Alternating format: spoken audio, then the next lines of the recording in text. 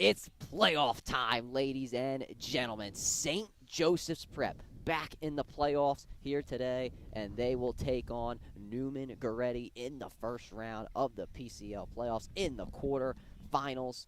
For today's broadcast, I'm Ryan Sullivan, and joined by Sam Salamone. Sam, how we doing? I'm doing good today, Ryan. It's not the best day out. Pretty windy, but not much. The sun's peeking in a little bit, in and out.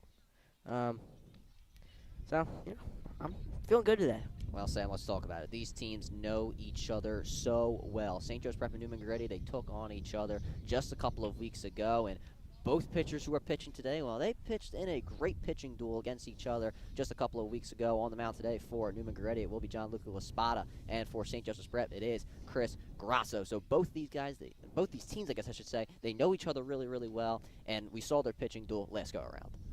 Yeah, these guys are best of the best. I mean, some people may say that Chris Grasso should have won PCL Pitcher of the Year. That went to Brady Selva, Archbishop Wood.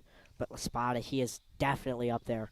If I'm not correct, second team All-Catholic, Joey Laspada. But these two guys are, I'm excited for the pitching duel we're gonna have today. And if I'm these offenses, I don't think I'm excited because it'll end up there'll be not many guys on base. Yeah. Well, we got the throwdown over to second base, and we are getting ready to go. Neumann-Goretti, they defeated St. Joseph's Prep last go-around. Obviously, the Hawks were expected to win that game, but now today, I mean, you could make the argument that Neumann-Goretti are the ones who may be supposed to win this one. They're at home. It's the 4 versus 5 seed, and St. Joseph's Prep obviously having to come here based off of their loss to Archbishop Wood just about a week ago. But for St. Joseph's Prep leading off, it will be George Van Deen. And we know George Van Deen got that first-team All-Catholic selection just yesterday. And he'll be leading off for the first time this season. First pitch of this game, Van Deen fouls it off. Van Deen just trying to jump on the spot early. I think that's one of the reasons, the Prep lost the last time go-around versus Spada is that they waited back and tried to look for walks instead of hits. Gianluca Laspada having himself a year. Van Deen swings through that one. Coach Muth, he said in his post-game interview with Anthony Sorgi after the bad loss to SCH that the Hawks, they wanted to attack early in this game. So seems like they are trying to do so with the first two swings from George Van Deen. And he swings through that one late into DiBendito's glove. Strike 3. George Van Deen down on 3 pitches. Yeah, Van Deen, like you said, like I said, like you both said, is just going up there to swing. I mean, even though he struck out on 3 pitches, it's nice to see that they're swinging the bats. I mean, that's really the biggest way they're going to win this game is if they swing the bats. Iannacone drills that one into center field for a hit. He gets the Hawks started. Emilio Iannacone batting second here today. He batted 9th against SCH. The second man up gets the hit for St. Joe's Prep. Iannacone, second team All-Catholic honors. I mean, there was a lot of discussion about whether he should be second or first team. I personally believe he should have been first team. So there's a complimentary runner on for him. But, he's just one of those guys that if you need a hit, he's going to give it to you. Single, nothing too pretty, but gets Weaver on first for the complimentary runner, and then maybe steal some bags. Yeah, Weaver, that complimentary runner, he's dancing around at first. Laspada looking him back. Chris Grasso up next as he swings through that first one. DiBendito goes out in front of the plate to make sure he holds Weaver. And I go back to my comment earlier. Coach Muth, he said he wanted to attack early. Well, now we'll see if John Weaver steals. And Muth, the first base coach here today, typically see Coach McAllister do that. We did see Coach Muth be the first base coach against SCH. Here's a throwback to first. Weaver slides in safely.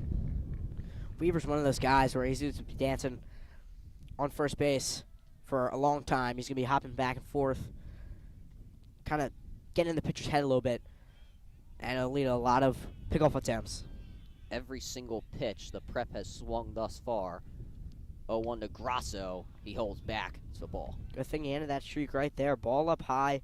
1-1 count to Grasso. He's done a lot with when he's up in the count.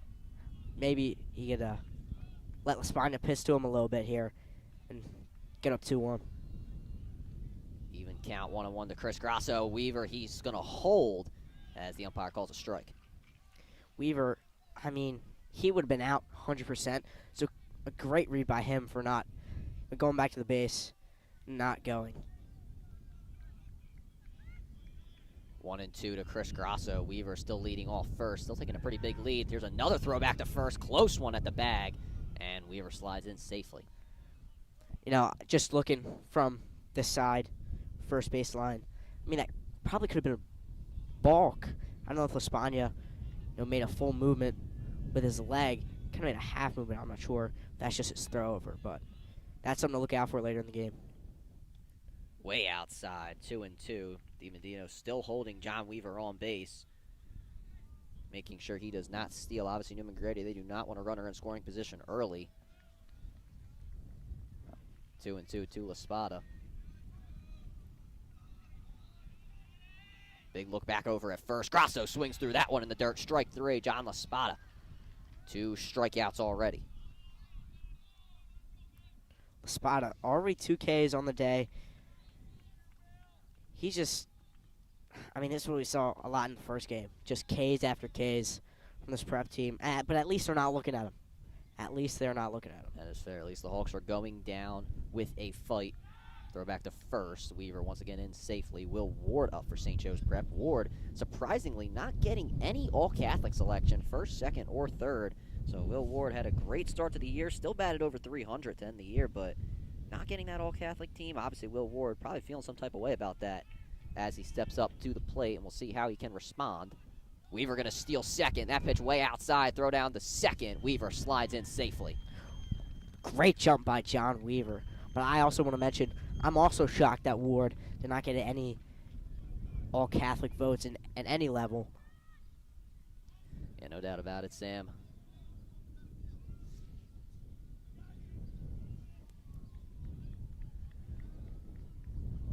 One and 0 to Ward. Spada giving a look back to Weaver over at second. Giving him another one. Off speed, called for a strike. Will Ward seems a bit frustrated as he leaves the plate. Spada working that outside part of the plate. It's all right. And Ward, we've seen him take an inside fastball, inside breaking ball, and absolutely send it to, send it over the fence. But it's a great job by Spada pitching away and not letting Ward do anything with it. Well, not a long fence at Neumann-Goretti. We were obviously here last year. I don't know if we want to talk about how that game went, but we were here last year. It's obviously a shorter fence. 2-1 to Ward.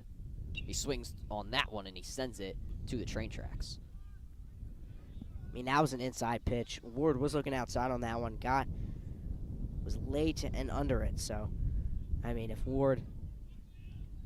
Spada throws that again, Ward would be ready. 2-2 to Will Ward. Spada not looking Weaver back just yet. Trying to end the top half of the inning. Get the Neumann bats up, who have been hot. Weaver thought he was going to steal, and DiMedino will come out to talk to La Spada. Mound visit early. I probably talking about that Weaver's just going to, like I said earlier, is just going to keep jumping around. Really don't worry about it. Bit of winds here on WSJP. We apologize. Yeah, it's not my breathing. If that kind of gets into the mic. Oh, Sam, I think they were all thinking that. Oh, they were. They all were. No doubt about it. No doubt about it. 2-2 to Will Ward. Weaver still leading off of second base. He's being held on. Here's the 2-2. That one outside. Good framing. Full count. Yeah, Ward, even if he swung at that, he's not doing anything with it. That's a great pitch by La Spada. I mean, you got balls to work with, so. Yeah. Full count to Will Ward. Trying to get on first and second early. Make La Spada pitch, full count. That one outside. Take your base, Will Ward. Hawks now with runners on first and second with 2 outs as Jack Keenan comes to the plate. Keenan, another one of those guys who hasn't really hit well late in this season, but Keenan hit well versus Neumann-Goretti last time. I believe he did have 1 hit. Can't remember the inning that was, but he did have 1 hit versus Neumann-Goretti. Nobody really being held on. Obviously, runners on first and second, 2 outs, so Keenan needs a hit. Throw back to second. Weaver slides in safely. Weaver clapping his hands. He is ready to roll. He was getting the dugout hyped when he stole second base just a few moments ago. So the Hawks obviously needing some senior leadership to step up in this game. Maybe John Weaver is the answer. First pitch to Keenan, he fouls this one back, and that one will go into the parking lot behind us. I think it was me and Dom Schulk last year on the call for the game against Neumann-Goretti, and there were a lot of balls that went to that parking lot. So Yeah. I'm sure they're no stranger to finding some souvenirs after the game, whatever business this is. Second pitch to Keenan. He doesn't like it, but it's still called for a strike. A bit on the outside. He's quickly down 0-2.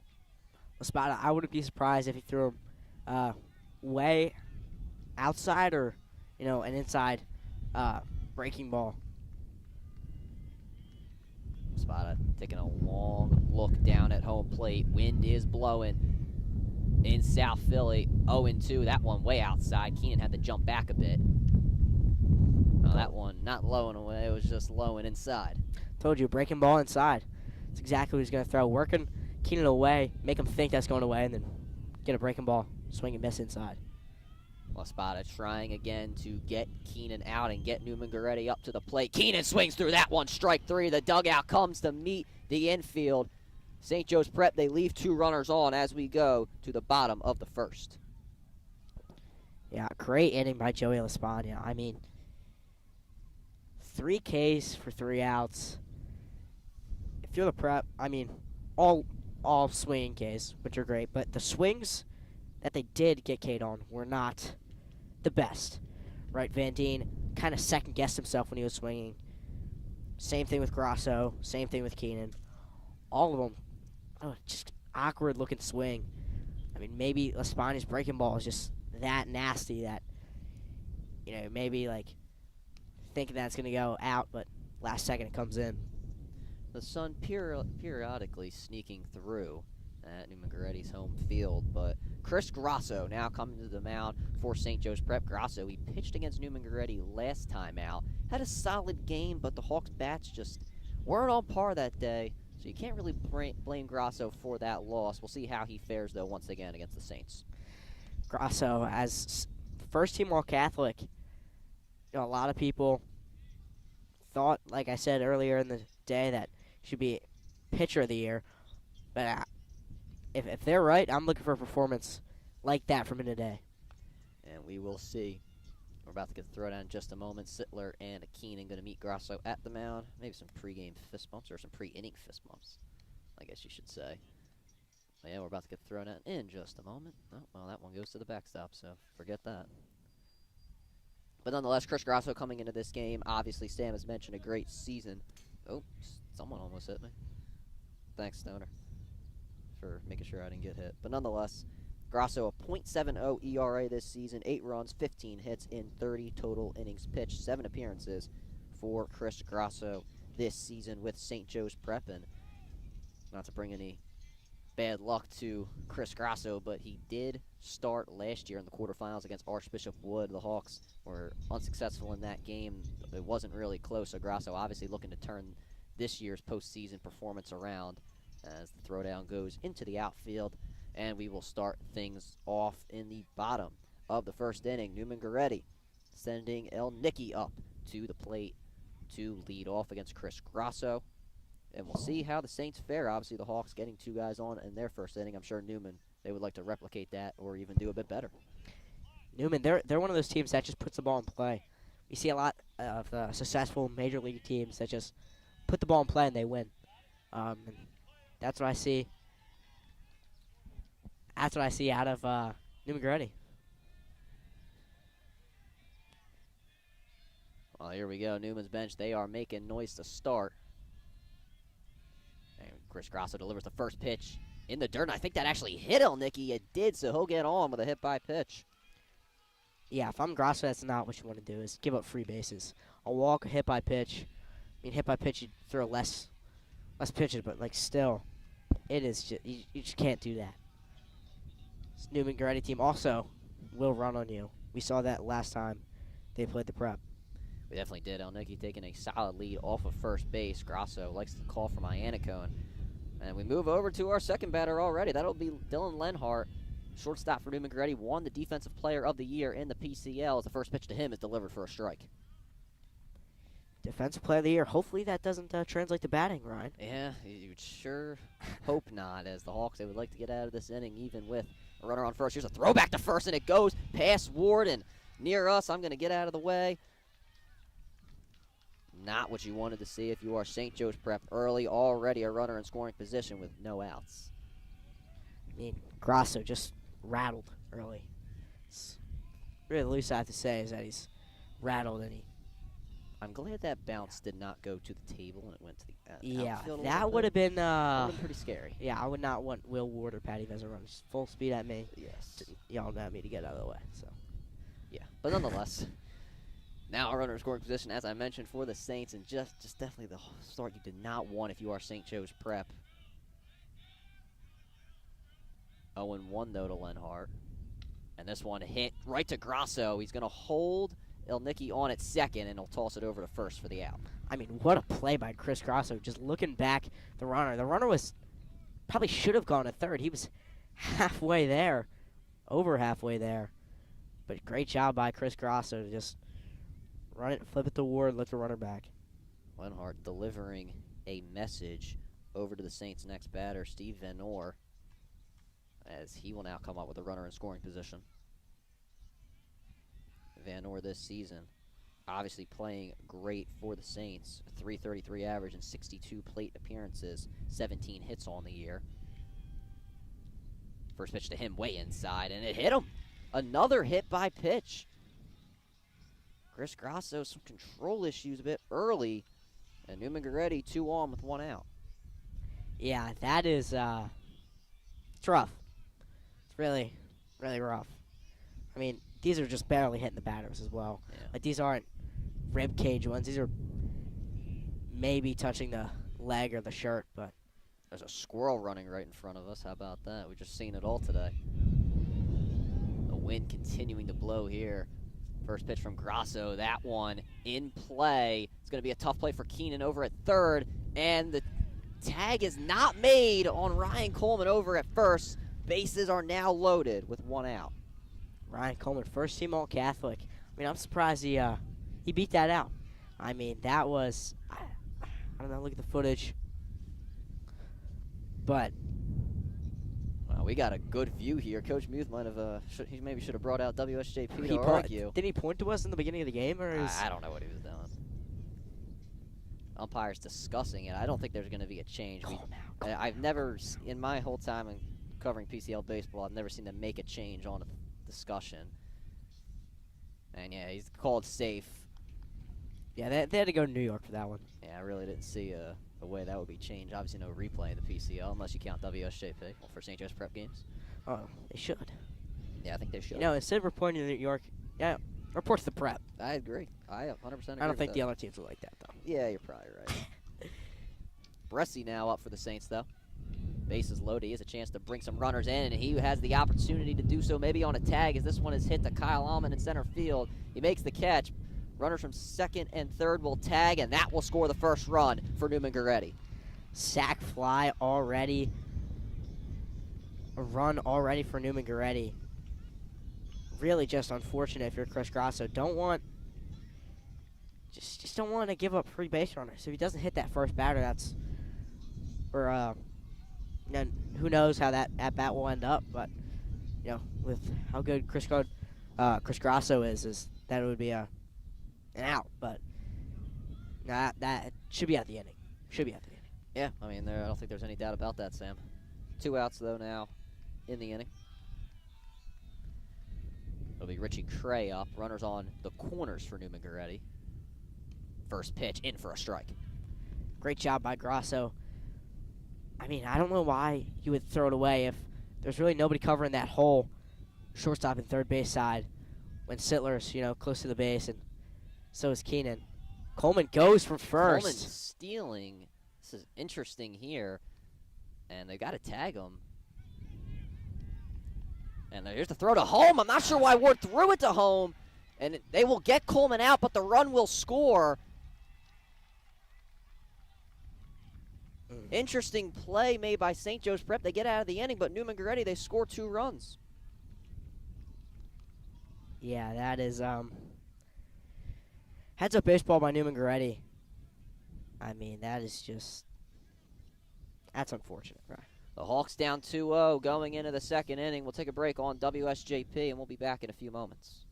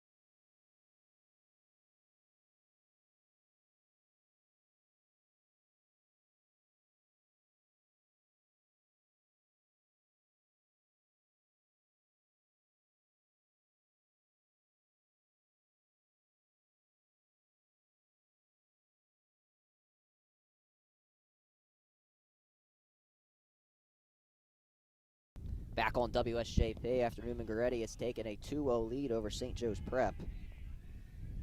The Hawks trying to replicate that. It'll be a hit into right field, and it looks like it will go foul. It will. Just out of the reach of Elnicky. I mean, step earlier jump, and he makes that grab. Unlucky by Kyle Allman. Yeah, Kyle Allman now up. So Allman starting in center field here today. We talked about him a few moments ago. Allman playing in somewhat in a limited number of games. He has made 18 appearances, a 158 average, and 25 plate appearances for Kyle Allman. He takes that one right down the plate for a strike. Quick go-to now to Kyle Allman. Laspada has got him right where he wants him. Allman, not the type of guy to, he could fight you off, but not really the type of guy to work it down. Allman hits that one too short, and the play is made for the first out of the inning. Great play over at shortstop. I mean, that is routine. And about that one, Sam, will be now Pat Veza coming up to the plate for St. Joe's Prep. Veza, one of those guys who, probably should have gotten maybe a defensive player of the year. Had a lot of great plays versus LaSalle. A lot, in earlier games as well. But like I said, hopefully that, in this case, does affect batting in a way. 0-1 already to Veza. 1-1, that one a bit on the outside. Laspada not really taking his time. We saw him go quick against the Prep last go-around as he continues to deliver heat to St. Joe's Prep. That one in the dirt, 2-1. I mean, I think the reason he's doing that is because these Prep batters, I mean, they're the best without pressure, right? Yeah. When there's pressure on them, they kind of go cold. The bats kind of go cold. So if you let them get comfortable, get in a rhythm, they're just going to be batting practice. 3-1 to Veza. The Hawks looking to get a runner on. And they will not on that pitch. That one in for a strike. It looked a bit inside, but it's now a full count to Pat Veza. Veza swings at that one. He's pulling it down this first base line, and it's going to be yeah. Full count to Veza. Swings on that one and fouls it off. Very late swing by Patty Veza. I mean, that was emergency. Oops, I got to go kind of swing. The Hawks, they wanted to attack early. They have been doing it thus far. They've swung at a lot of pitches. It's not resulted in any runs, though. Obviously, they had the runners on first and second in the top half of the first. And Veza will go down swinging once again. Strike three. John Luca Laspada is cooking to start the game. 4 strikeouts. 4 Ks in already, dude. It is. Laspada, like you said, is cooking. The majority of the Prep batters that he's faced have struck out. First pitch to David Locker. He fouls it off. Locker just needs to keep doing what he's been doing all year. Hit it right up the middle, right back where it came from, and get on base for this prep team.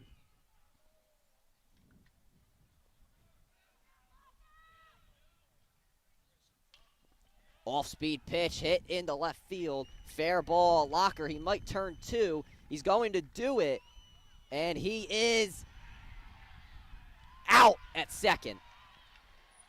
David Locker gets the hit, but he cannot get on second. We go into the bottom of the second here on WSJP. Nothing going the way of St. Joe's Prep to start this game. Yeah, this is honestly a rough watch so far.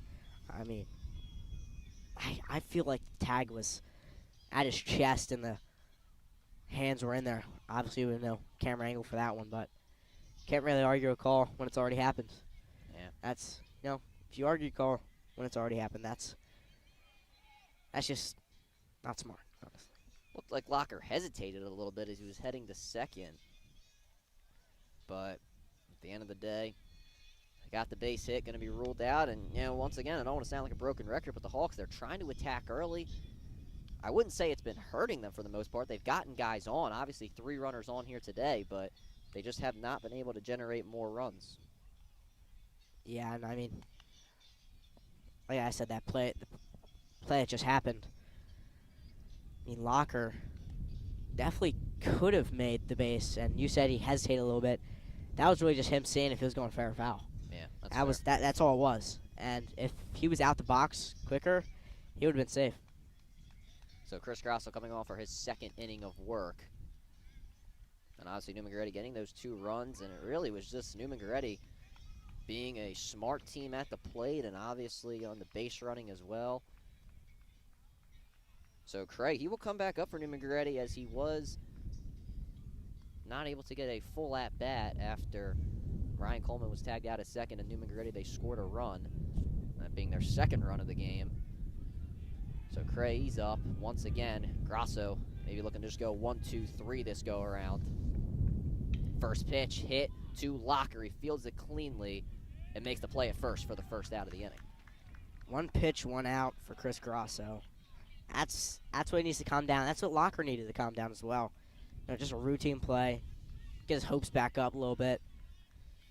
Hopefully the kid can get back out there.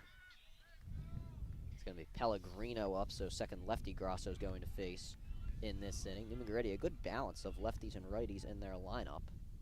First pitch to him is fouled off into the trees. That one was right off the hands. I know that one stung. I mean, if you get an inside fastball from Chris Grosso high and in, that would be rough. 0-1 coming from Chris Grosso. That one right down the plate, strike 2. Chris Grosso maybe trying to replicate Gianluca Laspada just a little bit as he's been able to get hitters down in the count. Grosso liking the call from Iannicone immediately at the plate. That one a bit outside, though. I mean, honestly, Pellegrino, great job. Great eye there. I mean, that was just out of the zone. Down 0-2 early, then takes that. It's huge. This one softly hit to Grosso, and he underhands it to Ward for the second out. Second play that Chris Grosso has made. Second 1-3 put out of the day. I mean, Grosso just showing off, flashing the leather a little bit over on the mound. Nick DiGiacomo now up for Neumann-Goretti. 17 games for him, a .214 average in 54 plate appearances. Looking to get on with 2 outs here. Neumann-Goretti trying to rally, and I think he's got some equipment issues. Maybe it's bad, or actually he's going to get a sign from the Neumann-Goretti third base coach over there.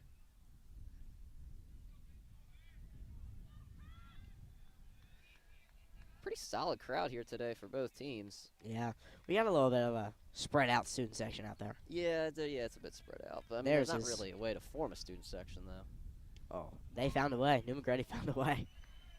It's like a mob of them out there. Oh, yeah, you're right. Right in left field. No, down the left field line. Look at that. Oh, well, yeah, there's parents there too, but you Well, get my point. Those are the main guys. Oh, yeah, those are the main guys. Yeah. They're just, like, cooler than the rest of them, I guess, right? Yeah, I guess. I mean, you would know. Yeah, I would know, actually. That one in there. Nice pitch from Grasso. I think the one in left field is actually the prep. Yeah. Oh, yeah, it is. Okay. 1-2 from Chris Grasso. That one too high. Grasso still up in the count. So actually, we do have a very good. We have a pretty solid student. Yeah, I can see Noah Stool's bright hair. Oh, fair enough. 2-2. That one fouled back. Grasso looking to get out of this inning here. Obviously, the Hawks with 2 putouts in this inning for the first 2. They're looking to put another one away. 2-2 once again from Chris Grasso. Not taking his time on the mound. And that one's way up in the zone. Full count, as I mentioned, Neumann-Goretti. They want to get some base runners. They've been doing great when they've had guys on base. Full count from Grasso. As this one is hit sharply to Sittler, fields it and throws on the run and makes the play for the 3rd out of the inning. St. Joseph's Prep, they're able to go 1-2-3 as we go to the top of the 3rd. Neumann-Goretti still lead 2-0, and we'll be back on WSJP in just a few moments.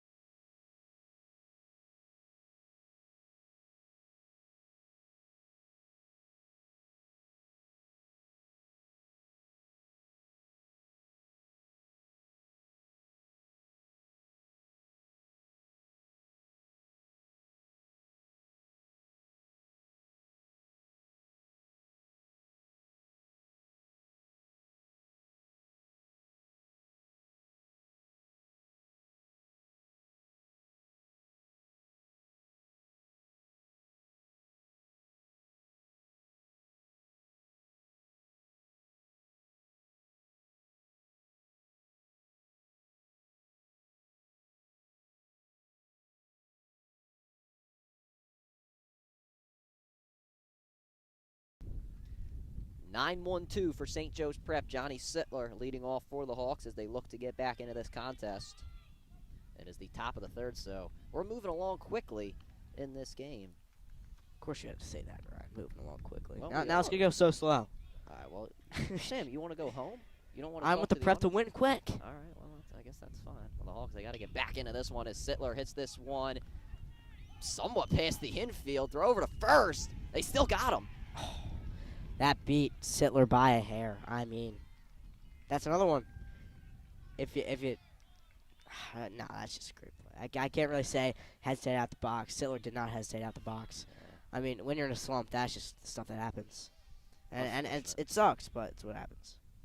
Unfortunate for Johnny Sittler. I thought he had that one. I thought he beat it out, but I guess he just got a little bit late down the line. Top of the order for the Prep. Van Dien pops this one up in the infield. And Lenhart runs in on it. He makes the catch. Already 2 outs in the inning. So 2 outs now. Emilio Iannicone coming to the plate. And for the Prep, got to get the bat off your shoulders. Now, they've been doing that, but they've got to be able to get on base here. It's like a 3-pitch inning. If Iannicone's looking at this one or no? I think so. Yeah. I don't. First pitch to Iannicone, he fouls it back. That's what they needed to do. Just make Lespagna work. Make him work. 0-1 to Iannicone. Iannicone, he went. He's 1 for 1 in this game, has a base hit. As he takes that one gutsy for a ball. I mean, he knows it. I've said this many times on broadcast, but Iannicone, 4-year catcher, knows his zone better than anybody else. Off speed, way too high. Ball 2. Iannicone maybe trying to make Laspada pitch just a little bit here. Obviously, he just had 2 pitches for the first 2 outs. Good pitch for a strike. Iannicone knowing that one is on him, saying, that's my bad, that's my bad. Yeah, it's right in his wheelhouse as well. kind of middle. 2-2 to Emilio Iannico, and he steps out of the box, and he jumped out just at the right time as Espada was getting into his windup. 2-2 to Emilio Iannico. Way too high. Good catch from DiBendito behind the plate, but it's now a full count. DiBendito had to step in. Their normal catcher, Cerrone, is not playing. Just great job by him for stepping in, showing up. Iannico swings through that one, strike 3. The Hawks, they cannot get on base once again, and we go to the bottom of the third. Unfortunate for St. Joe's Prep, as the top of the order, Iannico and Van Deen, they cannot provide some support for the Hawks as we move into the bottom of the third. Grasso will come out for his third inning of work, and Sam, obviously Neumann-Goretti getting those 2 runs, and you would hope to trust Chris Grasso, which means got to put some faith in the bats now. Yeah. That's the problem with the Prep. Their average has been low the past few games, and they haven't hit with runners in scoring position. That's the biggest thing. When there's, like I said, they can't hit with pressure. I don't know, if they're trying to do it all themselves or whatever it is. They're just big moments. Their bats have gone cold. Well, nonetheless, it'll be Chris Grasso, as I mentioned, once again, for St. Joe's Prep. No changes in the field for the Hawks as they look to get back into this game. As I mentioned, Neumann-Goretti still with the lead, 2-0.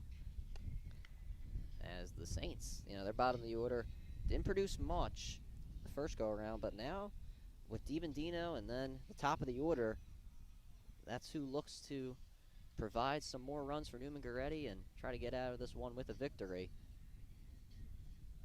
We'll see if they can do so. As I mentioned, DiBendito coming up, the 9-hole hitter, and then Elnicki and Lenhart for the Saints, and we'll get things started in just a moment after this throwdown. I guess Grasso gets a little bit more warm-up pitches. Umpire giving him a break. Yeah, it's happened past few innings where it's just like throwdown coming, and then 8 pitches later, throwdown happens. Well, so. it looks like they're going to make the throwdown, and then it's like 3 pitches later, and then I feel ridiculous. So, I don't know. But nonetheless, DiBendito up. Talked a lot about him behind the plates. Had a pretty solid game back there at catcher. As St. Joe's Prep, they look to go 1-2-3 once again.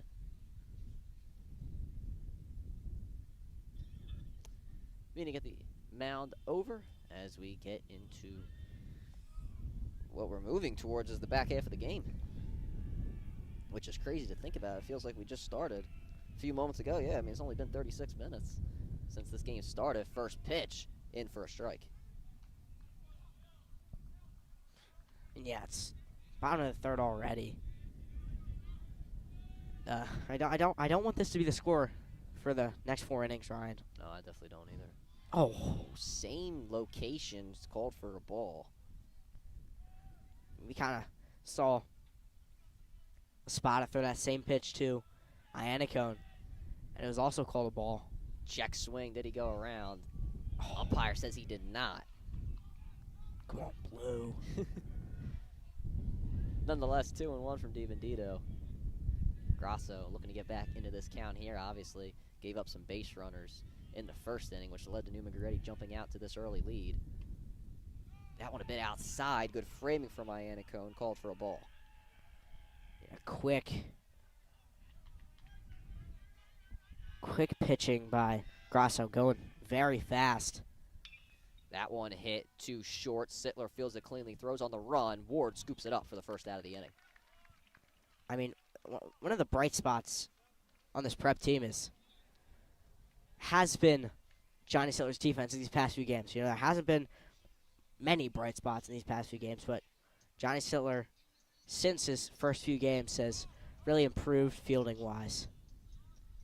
Definitely, no doubt about it. Sam Elnicki coming up. He got hit by a pitch in his first at-bat. And that one softly hit to Keenan. And he gets it over to Ward for the second out of the inning. No, Elnicki, that's the first actual pitch he saw. First pitch of the game. Grasso's first pitch was barely hit him on the knee area. But pokes that one over to Keenan. Great play. Routine. Here's Lenhart. He's 0 for 1 today. Off speed, beautiful from Chris Grosso. It's called for a strike. Yeah, first base coach for Neumann-Goretti not liking that call. Like I said, that could go either way. I mean, that one fouled back. Neumann-Goretti down to their final strike of the bottom of the third. They've been relying on their pitching for the past 2 innings, and it's been working for them. As they jumped out early, they've seemed to rely on their defense, but they obviously would love to add more. Grosso try and prevent that as he has Lenhart down 0-2 as that one's fouled back. I mean, that first inning was a nightmare inning for Chris Grosso. 2 hit batters, and then a pickle where that should have ended the inning, but scored Newman an extra run. Yeah, Newman obviously with that insurance run, as we know. Still 0-2 to Lenhart. Iannacone and the rest of the infield were ready to run in on that one, but it's just a bit too inside for the home plate umpire. Grosso will have to do it again. I mean, just centimeters. Yeah. Not even. No doubt about it. 1-2 to Lenhart. We do it again as he fouls it off, and he is staying alive. I mean, if Lenhart gets anything out of this at bat, it's a win. Even if it's a ground ball out, Yeah. it's still a win because he was down very early in the count, and great job by him working back up. That one too high in the zone. Lenhart trying to work his way back into it. He was down 0-2 to start, and now just 1 pitch away from making this a full count. Chris Grosso waving off Iannacone in the first go-around. He likes the second call on the 2-2. Inside, full count. Just a bit too low. Coach Muth yelling something at the umpire. Umpire's like, what did I do? Well, He knows what he did, right? Iannacone telling Coach Muth, just move back a bit. Let's try and get out of this inning here. Grosso seems to agree as he delivers on the full count. As that one is fouled back again. Grosso just needs to put something, maybe a breaking ball away. That'll put this guy away. Lenhart is just staying in there, so composed. Grosso going quick on the full count once again. And he puts him away that time. Strike 3 called. Got him looking. Chris Grosso gets out of the inning. He puts Neumann-Goretti down 1-2-3. And we go to the top of the 4th. And we'll take a short break on WSJP. We'll be back in a couple of moments.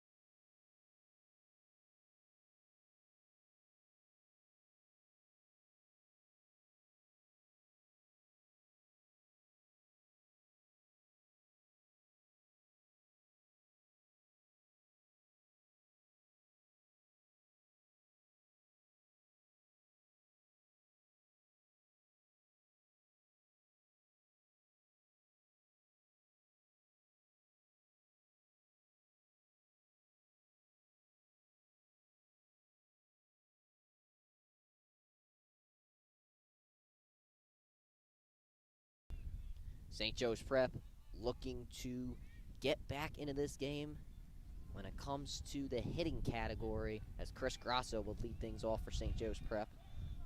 Meritu Rupert is putting a couple of stretches in. We'll see if he comes in for the 4th inning. Grosso holds back on that one. Maybe he should have went around. It's called for a strike. He should have. Chris Grosso loves him inside. Means he can pull it over the wall. It's the easiest thing to do, really. Easiest way to hit a home run is to extremely pull it over the wall. But, I mean, being a switch hitter, not a switch hitter, excuse me, a two-way player, that Grosso is, it's taxing. It's physically taxing. A lot of guys stop doing it. Like Babe Ruth, he stopped doing it because it was just so hard. And Grosso hits this one very high in right field. And Nicky makes the catch for the first out of the inning. Before I was rudely interrupted by that fly ball, I was going to say that, if if I'm Grosso, at the next level, would you want to be a two-way player at, especially an ACC school like Miami? That's a good I mean, we question. saw a few guys do it in the SEC. Yeah. Jack Calhoun, one of them top 15 draft picks in this last MLB draft, played two-way at Florida. Will Ward up as he took the first pitch for a strike. Obviously, the Hawks need to get some batters on, but La Spada, he has been shutting them down. That one called a bit too high from the home plate umpire. Yeah, that would have been. That's really close. That's, again, 50-50 ball. Second pitch, beautiful. Third pitch, it was actually beautiful framing behind the plate. 1-2. Will Ward patting himself on the chest, knowing he's got to put something in play here. La Spada, once again, trying to shut down St. Joe's Prep, waving off DiMendito twice. As Ward hits this one into left center, and it will get down for a hit. The Hawks getting on base here. Will Ward getting his first hit of the game, trying to get the dugout fired up. I mean, that got me fired up, man. If Venor dove and caught it, I would have probably walked off the field. I'm gonna be honest. Yeah. Because I would have been so upset that I would have walked off the field.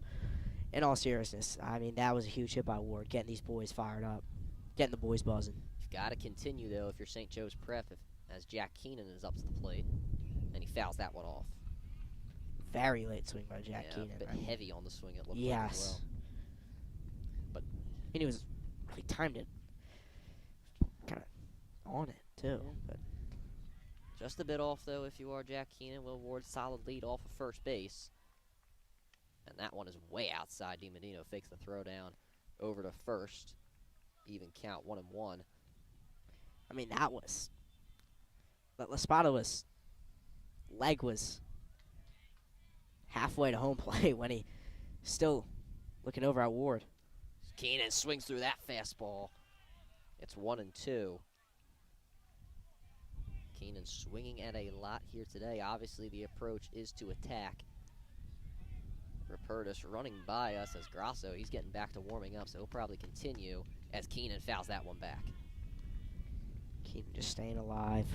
Just need to put the ball in play. Right, just put the ball in play. Maybe not a ground ball, but just put it in the air.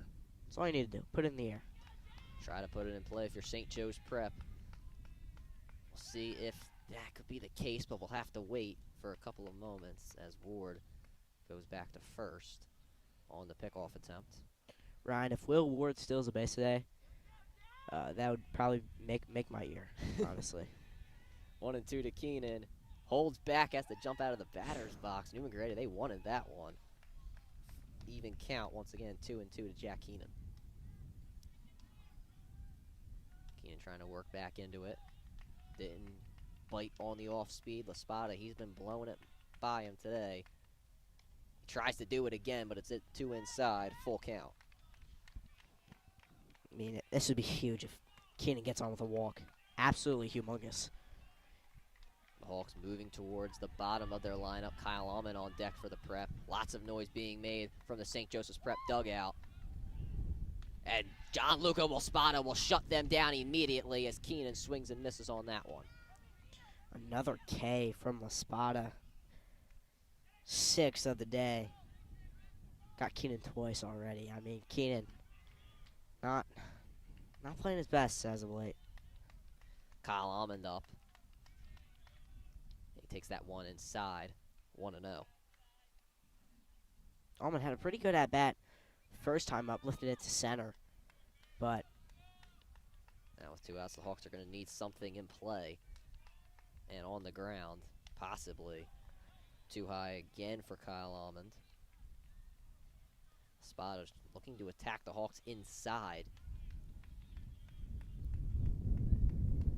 Did it earlier to Keenan, starting to do it to Kyle Almond. 2-0. That one way too low. 3-0 to Kyle Almond. The Hawks looking to get a runner in scoring position. As La Spada, he wants a new ball. I mean, he's a pitcher. You know, you gotta know what all ball pitchers do that now. Yeah, gotta know what ball you want to throw with. Yeah, 3-0. 3 straight balls with that ball. Can't be using that. Yeah, I guess not. 3-0 to Kyle Allman. Laspada looks back Ward, and that one is too high. Ball 4. Take your base, Kyle Allman, on 4 straight balls. 2 guys on already for the prep. But there is 2 away. Yeah, so the Hawks, they're going to need a hit from Pat Veza if they want to get a run. See, runner in scoring position. Veza needs to hit this one in the gap because Allman's going to score from first. Yeah. Let's be honest. Allman's going to score from first if it's in the gap. So he just needs to hit it to the outfield. That's all they need to do, Ryan. That's all they need to do. This has been a bit of a concern from St. Joe's Prep as the Hawks, they'll bring on a complimentary runner. I believe it's Mike Falcone. Yes, it is. So the Hawks getting their speed on the base pass as they need something in this top of the 4th inning. Gianluca Laspada, he has been shutting down the prep even when runners have been on, and he looks to do it once again. Nobody being held on for St. Joe's Prep, so they can take as big of a lead as they want to. First pitch to Veza, way outside, 1-0. I mean, he loves that right-handed batter's box. Through the last 4 pitches inside to Almond. Now, one outside to Veza, the lefty. Look back at Kyle Allman over at first. Same thing to Falcone at second. Veza swings on that one, and he hits it into the Neumann-Goretti section. That one could have been disastrous. I believe everybody's okay. Pat Veza making some contact. Maybe not where the Neumann-Goretti people would want it, though, other than it being in play. Yeah. I think that's... Yeah, no. Well, nonetheless, it's 1-1.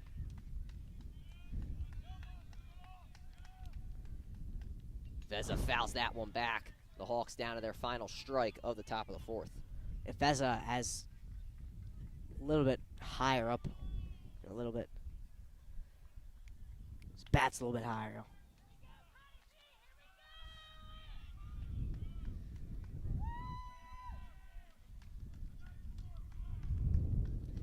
And get a timeout for just a moment. Veza back into the batter's box. 1 and 2. The Hawks need something here. This is one of the best opportunities they've had today. As Veza will hit this one to third. The play at first is made for the 3rd out. And St. Joe's Prep, they once again get runners on 1st and 2nd. They cannot do anything with them. Yeah, that's unfortunate. Again, runners in scoring position. They can't hit with runners in scoring position. At least that one ball was put in play, Ryan. At least he didn't strike out. Ball was put in play. I mean, if I'm just kind of really thinking what could have gone right at that at bat, but I mean, down early and just put it in play. Really did all that he could do. Well, now it'll be Chris Grasso back out for St. Joe's Prep as they look to keep Neumann-Goretti down when it comes to the hitting. The Saints, they have swung the bat well, and they've made a lot of contact. They've just not been able to put runners on since the 1st inning. I mean, if you do that, the fielders are going to get tired. Well, here comes the ball. Oh, hit my bag. Perfect. It's all right. Well, it's good. It's good to hit your bag instead of anybody else's. Oh, yeah. What is that supposed to mean?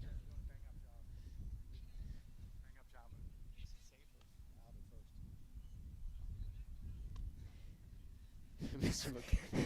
McCluskey asking us a couple of questions. I don't think you realized we were on the mic. It's all right. It's all right. Shout out Mr. McCluskey. Shout out the admissions department. Shout out everybody at the prep. Shout out everybody. all departments at the prep. Everybody.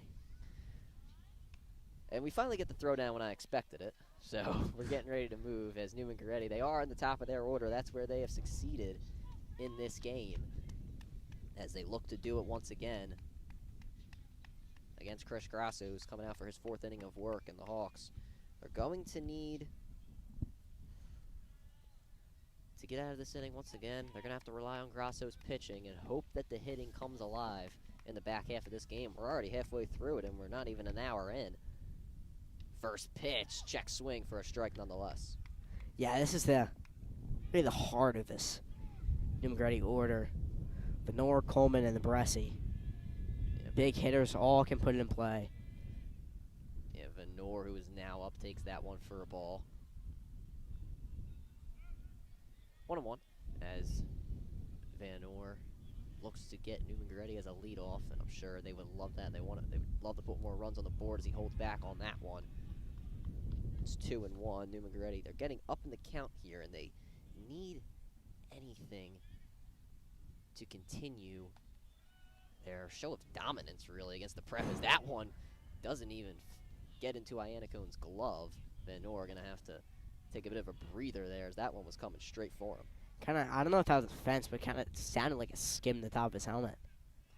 Well, the umpire obviously did not hear nor see it.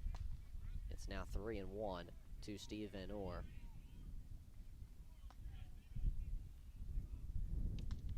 And he will get on baseball 4. So Neumann-Goretti, they get a lead off with Ryan Coleman coming to the plate. He's 1 for 1 today with an infield single. Second free pass that Venor's gotten, hit by pitch in the first, and now a walk.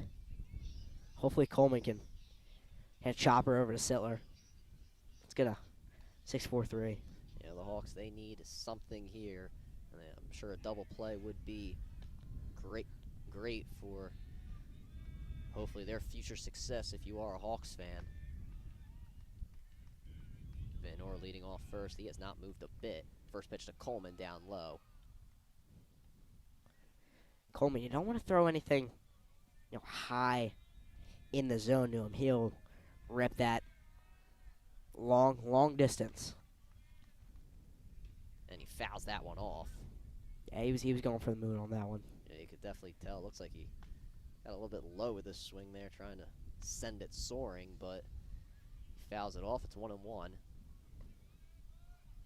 Coleman, as mentioned, first team All-Catholic selection, playing at first base. Has had an incredible back half of the season for the Saints of Neumann-Goretti. Venor, he thought about stealing on that one as that next pitch is called for a strike.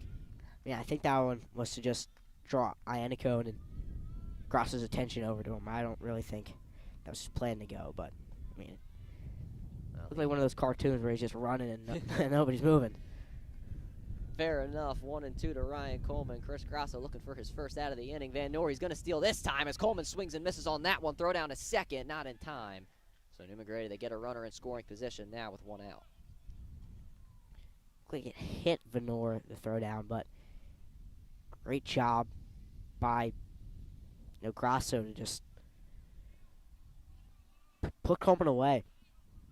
Coach Bobby Muth not liking that. Thought there should have been hitter's interference with Coleman's swing.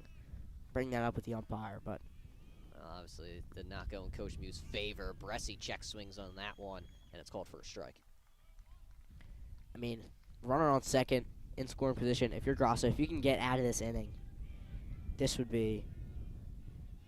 I want to say it would ignite the offense, but no, with how things have been going, I don't think it. You would sure hope so, as Yeah. Venor is going to steal a third, and he is safe! Oh, come on, Blue. He is And hosed. Coach Muth is livid at the infield umpire. There's been a few plays today where Muth has disagreed.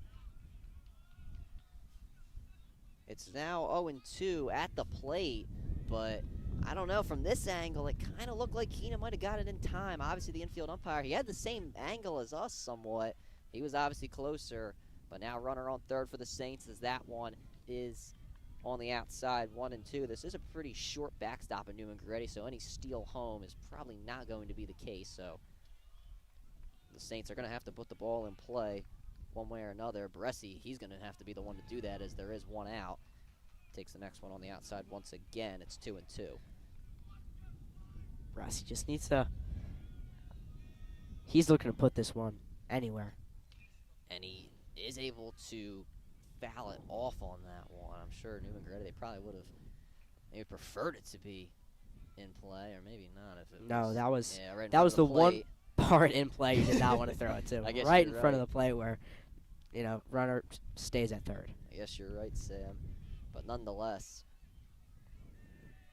Chris Grosso looking to get 2 outs in the inning. That would do wonders for the Hawks, maybe getting out of this one. And Bresci, he is able to put it in play. And Sittler, he falls down. A run will score. Bresci safe over at first. Neumann-Goretti have taken a 3-0 lead. Bresci, the reason, Sittler dove and looked like he fell over, it's because it hit Grasso. He was looking to make a diving play. It hit off Grasso. He did dive, and the ball died in the grass. Complimentary runner Nick Kosha coming out for Neumann-Goretti. Actually, I apologize. That is not Kosha. I thought it was 11. It's actually going to be Gonzano. So now, still one out for the Saints, and everybody was safe. Just not gone the way of St. Joseph's Prep today at all. As Richie Cray hits this one, past Sittler for a base hit. Gonzano will stay at second. Neumann-Goretti having themselves an inning. Yeah, Grasso just needs a ground ball to second base. That's how you get out of this inning. A ground ball to second base. I mean, it seems simple, but I mean, with how these Newman hitters have been swinging and how their eyes have looked, it's gonna be tough. Pellegrino now up for the Saints. Runners on first and second for Neumann-Goretti. That one on the outside, ball one. The Hawks, they've had runners on first and second. They haven't been able to succeed, but Neumann-Goretti today, almost perfect. I believe they actually are perfect with runners in scoring position. Yeah, that's the type of energy the Prep needs. No doubt about it, Sam, 1-0. That one way outside once again, quickly 2-0. I mean, Grasso, these are just missing. I feel like everybody in the Prep side's getting kind of upset that he's not getting anything, but, if you get handed anything, are you really working? Chris Grasso trying to work himself back into this count. Not even looking back Cray over at first. That one in for a strike. Iannacone frames it beautifully. Now he's going to work back in there. 2-1 from Chris Grasso. He likes the first call from Iannacone down at the plate. Delivers this one quickly. High and outside again. Grasso only has one strikeout on the day. That was on... Excuse me, 2 strikeouts on the day. One to Ryan Coleman, one to Lenhart, but... Yeah, not a Chris Grasso kind of game today, Ryan. It's been tough for the Prep in all facets of the game thus far. That one in for a strike. It's a full count. The Hawks going to just have to get this second out. It's so key, obviously, with those bases that could possibly be loaded. That's the threat right now. That's coming in St. Joseph's Prep's way. Full count to Pellegrino. And he hits that one to Locker. It's going to be a tough throw to first. And Ward's not able to make it. That will score another run. It is 4-0 Neumann-Goretti. I mean, Locker coming in on that one. And just really... It's a tough play. That's awful play. No, yeah.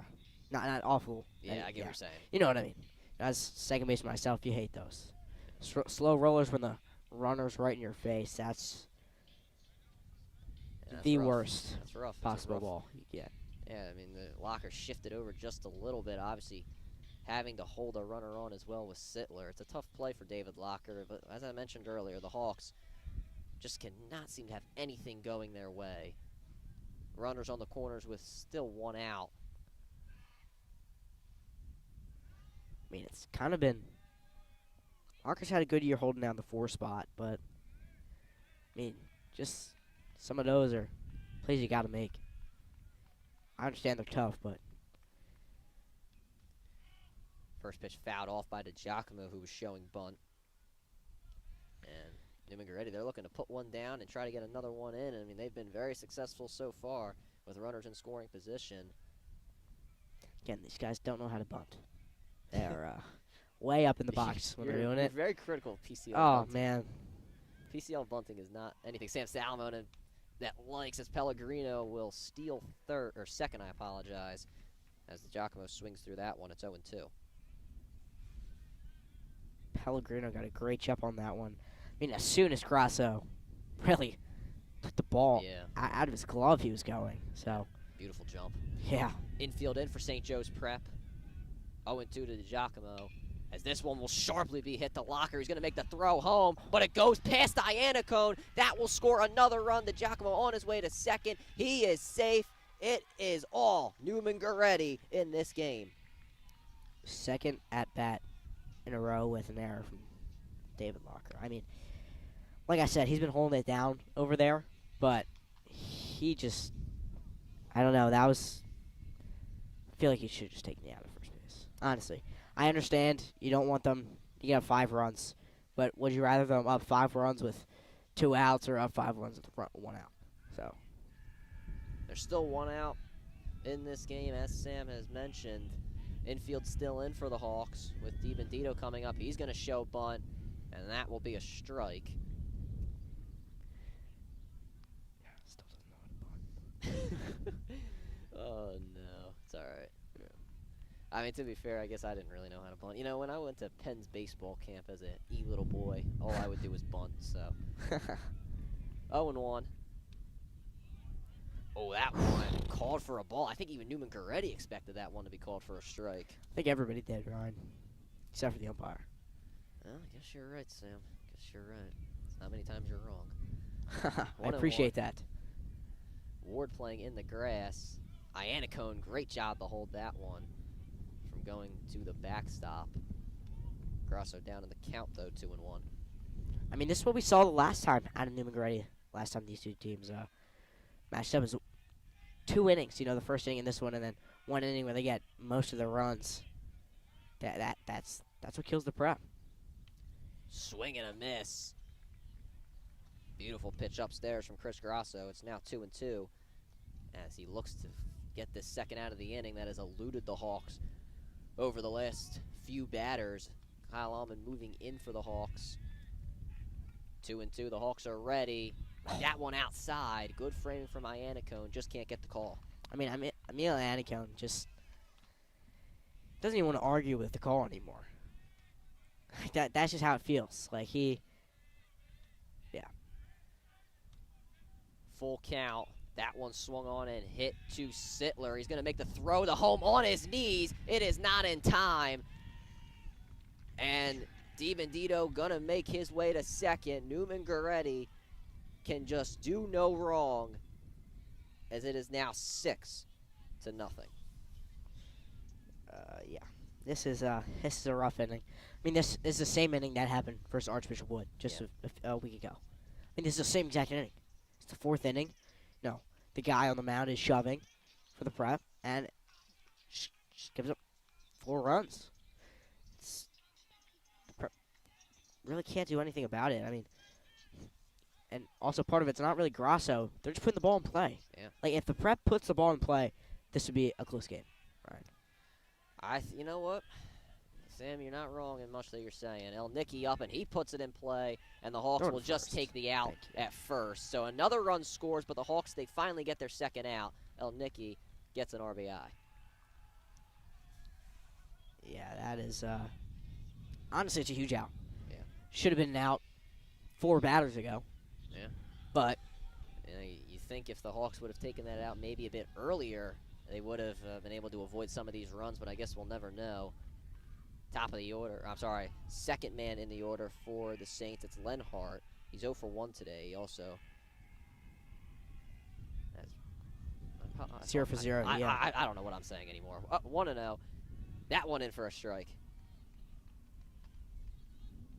No, I think I messed that up. Right, I'm sorry. Oh, Sam. Sam, you're making me look ridiculous in front of the audience. Come on. Nonetheless, 1-1. Runner on third for the Saints, and a swing in the dirt from Lenhart. It's now 1-2. Neumann-Goretti, they have added 5 runs in this inning, as Mirtu Rupertus is fully warming up for St. Joe's Prep. New bullpen catcher, shout out to Ryan Locker. That one hit foul down the third base line.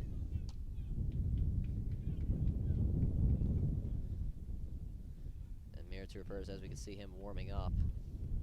Good camera work, Dom. Great camera work, Dominic. Great job today, man. Dom Camp, our cameraman today. Grasso going to hold everybody on. Well, not everybody, there's just one guy on, but you get my point. Yeah. 1 and 2. And Grasso delivers. In there, strike 3 called. Got him looking, but not before Neumann-Goretti added 5 runs in the 4th inning. We go to the top of the 5th on WSJP, and we'll be back in just a couple of moments.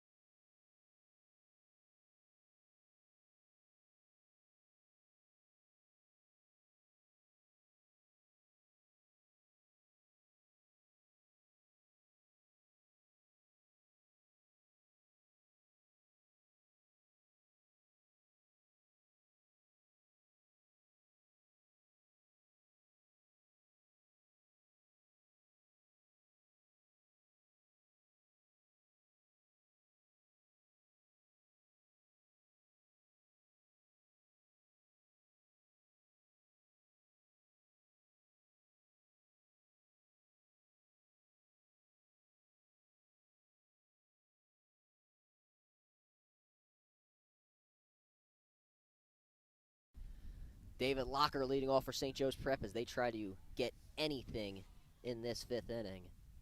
And Locker will take the first pitch for a strike. Neumann-Goretti doing well with the bats. And really, I mean, Sam, I really think it was Neumann-Goretti, just their base running and IQ that just got them so many runs in the 4th inning. I mean, yeah. you just put it Yeah. just like that. That's how it was. And in the 1st inning as well, you know, Coleman going for first base, mixed up Grasso. And, you know what, dude? It's all right. Next pitch in the dirt to David Locker, 2-1. The Hawks, they just need anything as Laspada on for his 5th inning. As it's 7-0 right now. A walk just as good as a hit for St. Joseph's Prep as Locker hits this one to second. The Giacomo makes the throw over to first. Locker is safe. So David Locker gets on with an infield single. Batting 1,000 today. Yeah, he did get a single in his first at-bat, but he got thrown out at second. But this time he'll be able to stay on base with no outs. Locker's just been one of those consistent hitters for the Prep. Really started that off versus game versus Germantown Academy. That ended in a loss for the Prep. But Sittler swings for the first pitch off speed, 0-1.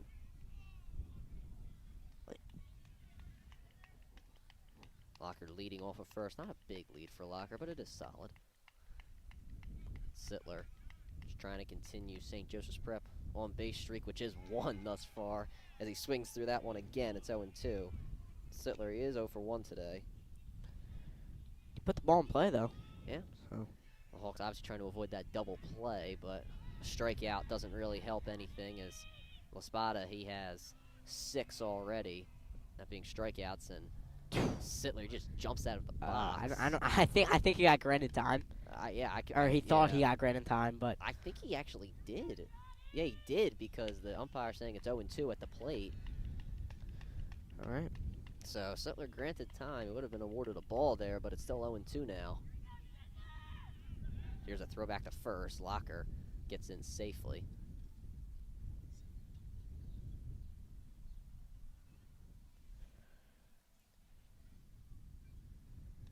Neumann-Goretti looking for their first out of the inning after the David Locker infield single. And they get it with the strikeout. Here's a throw to first. Locker slides in safely as the ball was out of the glove of Coleman. There's now 1 out in the inning. Sittler talking to Van Deen. Looks like they see something off of Spada. Hopefully, Van Deen sends this one into the gap. Maybe the Prep could get a run. Best case scenario for right there, Rod. Van Deen is up, as Sam mentioned. It's 1-0. So top of the order now for St. Joe's Prep. A runner on, only 1 out in the inning. You feel like this is a point where the Prep could maybe start to get something going, but we'll have to see. It's all in the hands of George Van Deen and Emilio Iannacone as Veza swings on that one and fouls it into the Neumann-Goretti dugout. It's Van Deen. You said Veza. Oh, did I say Veza? Yeah. Oh, I'm sorry, Van Deen. No, you're all right, Ryan. Man, Veza was #1 one time this year, though. I can't believe I said Veza. I'm so sorry. It's all right. Both of these. That's fair. Ball to Van Deen as the throw down to first is offline. Locker. Just making sure Locker does not go anywhere.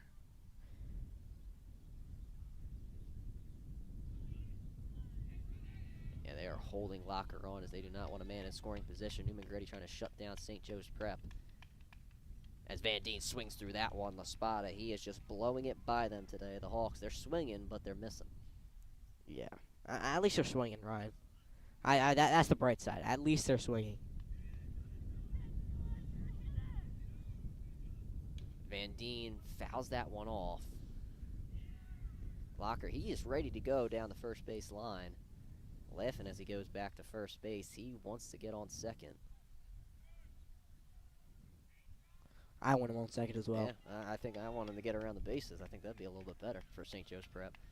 2-2 to Van Deen. He hits this one into left field. It's pretty deep, but the catch is made for the second out of the inning. Van Deen kind of hit that one off the end of the bat. Maybe. I thought for a second that was going to get down, but Van Deen, just a great swing. But, you need hits, Ryan. You need hits. Definitely do. Yeah, I sound like a broken record Well, right now. you know honestly. what? I mean, this has kind of been the same issue for the Prep today, and you hope to see them fix it if you're a Hawks fan. Emilio Iannacone up, who's 1 for 2 today. That one high and inside.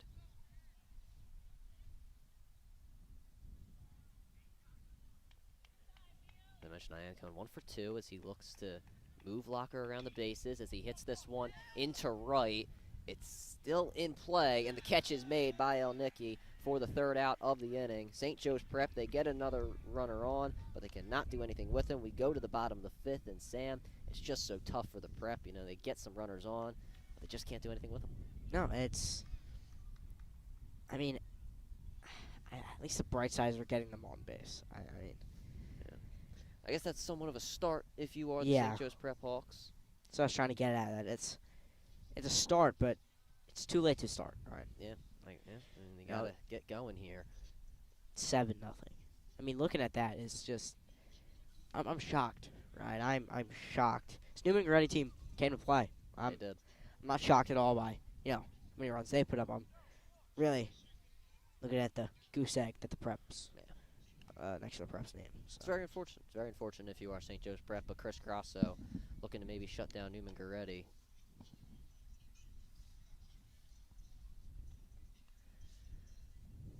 Looking to get the bats of the Hawks back up. And as we mentioned, getting those runners on is good. Mirtu Raper's still warming up, so we'll see how many batters Grasso faces. Don't exactly know his pitch count.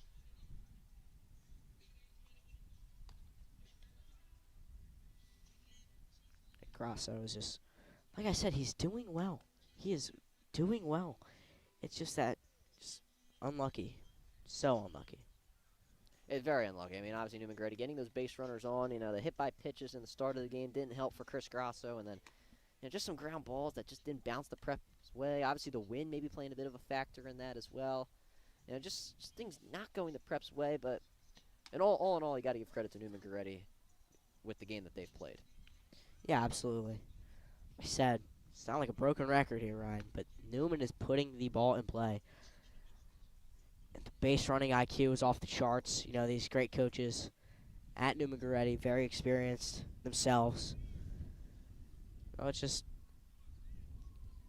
perhaps just getting outplayed. Yeah. So far, I mean, it's just sometimes you got to rip the Band-Aid off.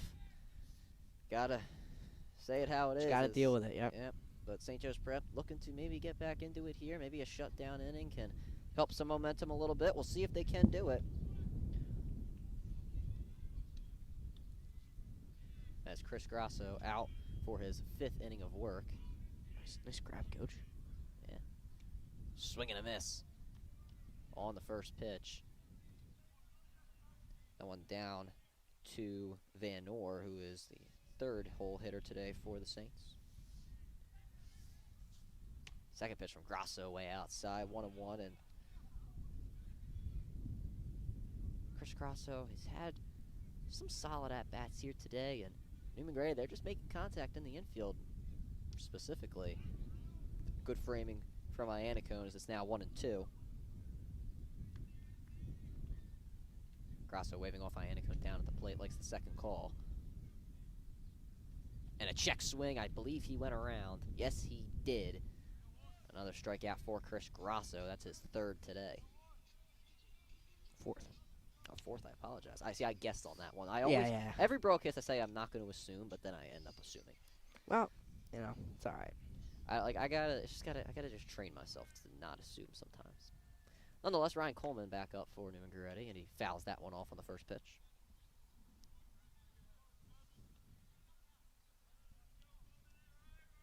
And the Saints team, it seems like, they just had those 2 innings, the first and the fourth, where they've been so dominant. But then the other few, hopefully this one for the prep, you just haven't seen much out of them. It's that one on the outside, 1-1. But those innings that they've produced, they have produced in a big way, as obviously it is 7-0 Neumann-Goretti in the bottom of the 5th inning. As Coleman swings through that one, it's 1-2. Coleman, his approach is really just to hit it over the fence. Yeah. Every swing, he's going for it all, but hasn't really made contact with any of them. From the prep, I'm thankful that he hasn't. 1-2. Coleman softly hits this one to Ward, and he underhanded to Grasso for the second out of the inning.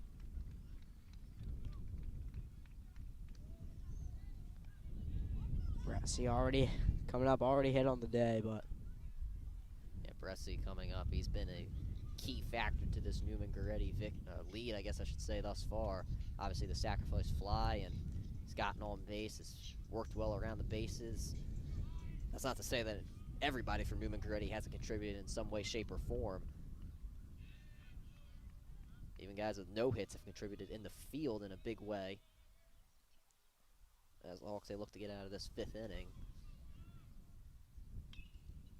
As this one's fouled back. I don't even think he knew where that one went. Short backstop, son. yeah, You know. hit the netting, top, right by the little honorary stats they have up there for the old players. Oh, yeah. Well, yeah, there you go. It's actually pretty nice up there. Yeah. I like that. I like that addition. 0-2, though, from Grasso to Bressy. Looking to get out of this inning 1-2-3. And that one hits Bressy. That one went straight for him, and he is talking to Grasso as he makes his way down to first. Obviously, he's upset about that pitch, but he gets on with 2 outs. I also do want to mention one of those names up there is currently in Mexico playing some pro ball, Jimmy Carrigan. Oh, yeah, that is true. I did know that fact, but I didn't say it yet. I was waiting for you to say it, Sam. Oh, thank you, Ryan. Waiting for you to get all the shine. Cray hits this one in play. Ward sees it. He's under it. And he makes the catch for the 3rd out of the inning. Neumann-Goretti, they get a runner on. They can't do anything with him. We go to the top of the 6th. 2 more to go on WSJP as Neumann-Goretti, they have a 7-0 lead over St. Joe's Prep. We'll be back in just a few moments.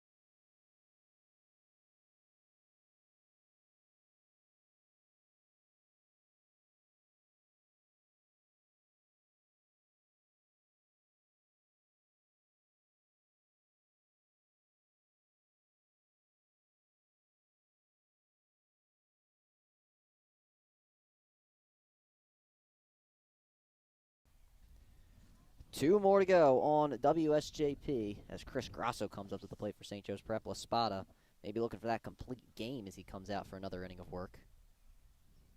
Let's hope not. Yeah, obviously that would not be great if you are the Hawks. Don't want that complete game holding over your head if it was to end the season, as the first pitch to Grasso was in for a strike. He is 0 for 2 today. But a lot about this Prep team and Neumann team, like, especially about Neumann. If you want to make a run, you want to make it this year. I mean, predominantly senior lineup, and JV. A lot of freshmen on JV, like a lot of them. Yeah, there's 6. Yeah. No freshman team. So, but strike 3 called. Got him looking that one inside, but Chris Grasso goes down on strikes. I think for the Preps JV they have 6, but I'm not. I think Neumann-Goretti might have they might have more than 6. they have more than 6. Oh wow. They have 100% more than 6. One of those 6 Prep guys, Ryan Locker, brother of David Locker, catching in the bullpen right now for Merritt Robertus. Well, I don't know who these camera guys are, but they're in our way, so this is nice. So we apologize that you cannot see the camera on WSJP. Dom, go yell at him, Dom. We might have to. I mean, oh, that's nice. How about that? I just love that. That one, a ball too low for Will Ward. I mean, I can't even see. Yeah, no, I'm backing up here. That one right down the plate for a strike to Will Ward. Once again, apologize for these people in our way. I mean, that's just kind of the Dom Camp doing everything he can. Ooh. And the camera, well, okay. That kind of worked out for us. Kind of. And Will Ward, he gets on with a walk here. Mason Holmes going to come up to the plate for St. Joe's Prep. I mean, Ward, second walk of the day. Great job by him to just get on base. I mean, the only guy who's gotten on base 3 times for the Prep. Batting 1,000 today. Oh, now they get out of the way.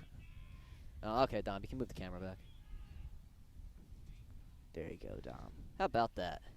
Mason Holmes up for the first time today, obviously, as he's batting normally where Jack Keenan would. 1-0 to Mason Holmes. Will Lesford's warming up right in front of us. Holmes check swings on that one. He went around.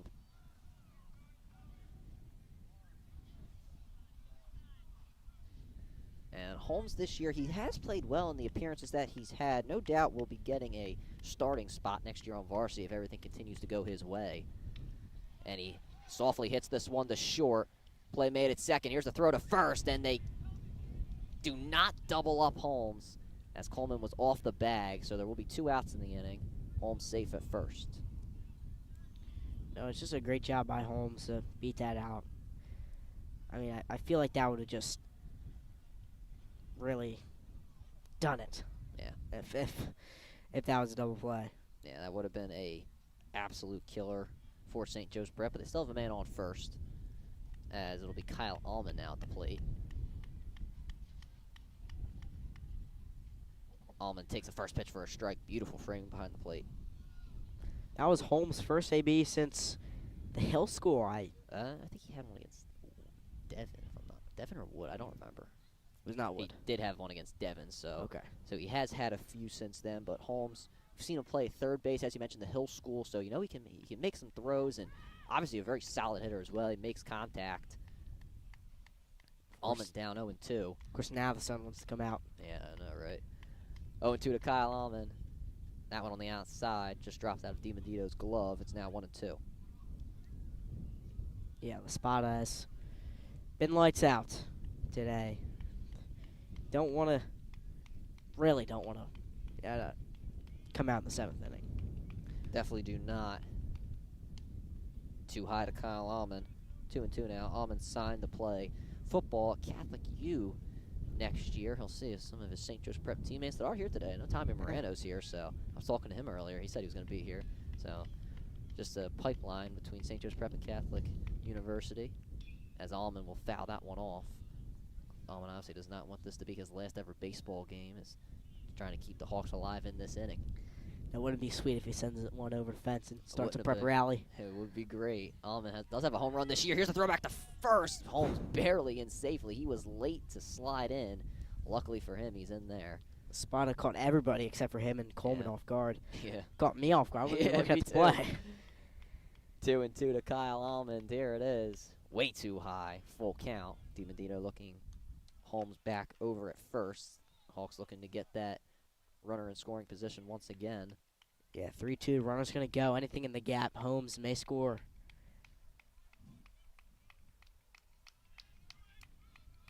Full count. Holmes obviously will steal as Almond hits this one high. Oh boy. Oh boy.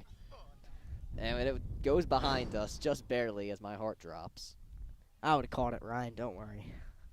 I actually was getting scared. I know I joke about catching the ball, like if it comes over here, but I actually got really scared. No, there for a second. I don't joke about things, Ryan. So. Yeah, sure. No glove. I'm not catching that. I'm catching it. I'm saving the equipment, I'm actually. ballooning it with my shirt, or whatever you call it, parachute, Yeah, whatever they call it. Sure. We'll go with that. Catching it with the shirt. Full count to Almond again. He hits this one softly into right center, and the play is made to end the top half of the inning. St. Joe's Prep, they once again get a runner on, but they cannot do anything with him. We go to the bottom of the sixth as Miritu Rupertus will come out to pitch what is possibly the final inning of defense for St. Joseph's Prep this season. Let's let that not be the case. I mean, I know it's almost impossible to score 7 runs in an inning, but you know, Rupertus, he's gonna shut these guys, shut them down, shut them out. And, you know, just hope for the next 2 innings of good baseball from the Prep. That's really all we could ask for with this deficit and the time that the Prep has. No doubt about it, and a lot of seniors on this team for St. Joe's Prep, and they hope to see their baseball journeys continue. On the high school level, obviously, you would love to see a comeback if you're a Hawks fan. But Will Lesovitz, he will go to shortstop. So obviously a senior getting in there. Mason Holmes going to third. I believe that's it for the changes in the field. Yes, it is. So Miritu Rupertus is out for St. Joseph's Prep, and Rupertus obviously having an incredible year for the Hawks of St. Joseph's Prep, a 1.45 ERA, 12 runs, 10 hits, and 29 innings pitched, and a .095 opponent batting average. So the Bonnies commit. Shout out Mr. Burns, obviously having himself a year. Shout out Mr. Burns indeed. But Rupertus, you know, 1 vote away from first team All Catholic. Yeah. I mean, that's just stinks. Yeah, it really Stings does. a lot. I mean, if I was in that room, I would have voted him. He might have been one of the first few players on my ballot down as first team All Catholic. He has a great ERA. Really, the only blemishes on his resume are LaSalle and Wood, and those are really, again, just 1 inning. Yeah. That's what killed the Prep all year, Ryan. 1 stinking inning. Yeah, it just That's seems it. that way. As 2 of them have kind of hurt them here today as Pellegrino comes up to the plate. Yeah, it's an all-around great game by Neumann-Goretti. Yeah, it's been a great game from them. They've been smart. They've been able to make plays in the field. No errors for them. Obviously, high IQ plays made by the Saints, and you got to give them so much credit where credit is due. They honestly defeated the Prep in the last go-around, and that one a bit closer than this. As the first pitch is high for Miritu Rupertus for a ball. Yeah, Rupertus, watch him warm up. A lot of his pitches were, tailing outside. And that one fouled back, and so yeah, Miritu Rupertus, obviously we just talked about him as St. Joseph's Prep homers, probably the opposers would say. Miritu Rupertus, we thought he would deserve PCL first team All Catholic, but you know what? No, it's second team's, You know what? Anybody that committed to the Bonnie should be first team All Yes. Catholic. I don't care. no doubt. I don't care if you play baseball or not. 2-1 now to Pellegrino. Dom Camp didn't like that one. It's all right. That one too high on the off speed again. 3-1. I mean, I just want to take a look with these batting averages. The Prep has a better batting average than Neumann-Goretti does. And that's just what's so tough about it as Pellegrino gets on with a walk. But, I mean, you look at the walks and the hit by pitches and also The errors. the errors, and also the fact that Neumann-Goretti, they've reached on base due to the Hawks trying to throw the ball home a multitude of times. I mean, they have just taken advantage of the Hawks' mistakes so many times. Yeah, it's been a rough outing from the prep today. Pellegrino, big lead off first.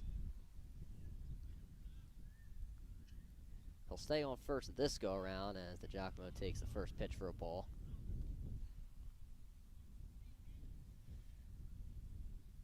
So Miratou Roberts letting a batter on in his first few pitches as he tries to keep Pellegrino on first. As I mentioned, he's obviously had a big lead. 1-0 from Miratou Roberts. That one in the dirt. Beautiful stop from Iannicone behind the plate. He was ready to make a throw if needed. Yeah, like you said, great stop. Another candidate for Defensive Player of the Year is Iannicone. Second team All-Catholic.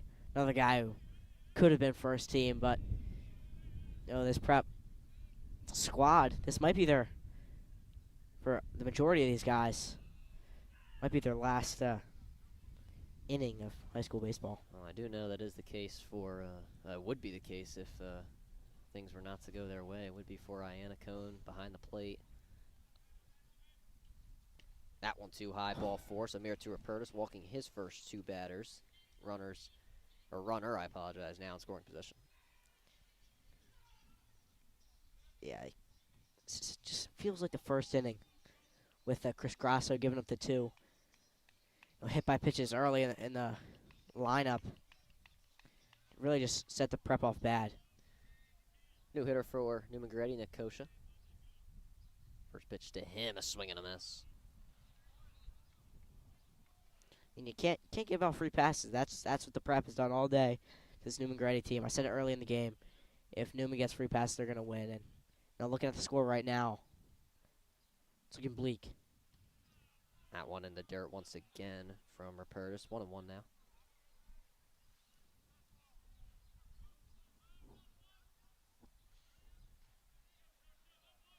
Miratou Roberts looking runner back over at second, that being Pellegrino. That one inside. Miratou Roberts putting the heat on, just can't seem to locate it in the strike zone thus far. Yeah. Just control's a bit off. I mean, that's kind of what happens when you wait to pitch the entire game.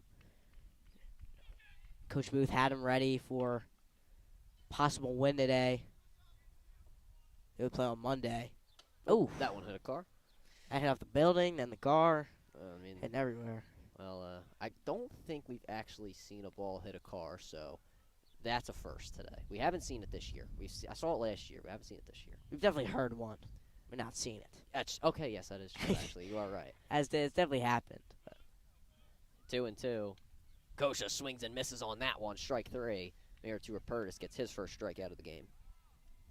yeah, Roberts. First K adds on to the combined 6 Ks from Grasso and Roberts. While Espada on the other end has 8 strikeouts. All of them swinging. El Nicky now up. Top of the order for the Saints as they look to continue to add on to their lead. Heat from Miratou Roberts right down the plate for a strike. Roberts with one out. I'm looking to get one on the ground to third base, first base, just on the infield to get a double play at the end of the inning.